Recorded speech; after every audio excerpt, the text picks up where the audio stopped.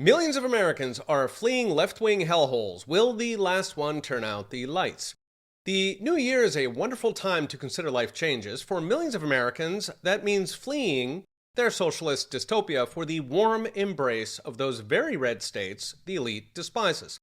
A few days ago, my colleague E.J. Antoni wrote a front-page article in the New York Post on fresh census data, how millions of Americans are fleeing blue states, most dramatically New York, for the relative small government utopias of Florida and Texas. In raw numbers, in the year to July, 217,000 people fled New York. It's about 1.1% of the population, which is a typical wartime number. Where did they all go? Florida and Texas each added roughly 400,000 new residents over the period. California, Illinois, and Massachusetts are all seeing similar flight. So why are they fleeing? Two reasons: taxes and dysfunctional public services.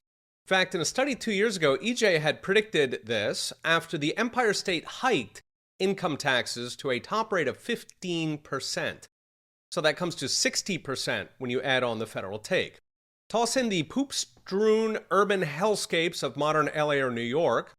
As one retired NYPD officer put it, quote, "Criminals and migrants are being put ahead of everyday New Yorkers. People are getting sick of it, and young families no longer see this as a place to raise their children." The bitter irony is taxes and crappy services are actually linked. The more tax you pay, the worse the services get, because taxes spawn an entire parasitic activist class who grabs the pothole money for their diversity initiatives. To give a flavor, California taxes over $9,000 per person, and New York State over $10,000, yet they can't fix the potholes or hire enough police to keep junkies from bashing tourists in the head with bricks. Meanwhile, Florida and Texas take $4,000 per person, so less than half, and somehow manage to have better roads and precisely zero junkies hitting tourists with bricks. Of course, this all suggests there's a really easy solution: slash the taxes. Starve the beast, as Ronald Reagan put it.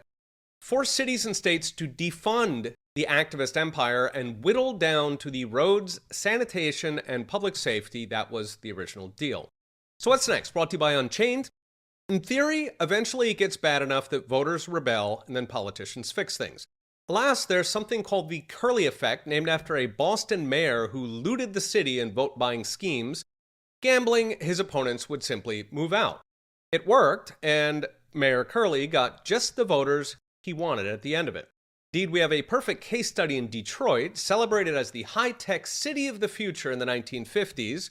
Then, as it deteriorated in the 60s, the middle class fled of all races. In other words, the frog did not jump to vote, the frog jumped to a whole nother pond. Having said, maybe this time is different because of the internet. After all, in the 50s and 60s, media was a left-wing cartel, and it was hard to even know what was happening. Whereas today, even with the censorship, we're able to get information out and organize via social media. The COVID censorship proved that.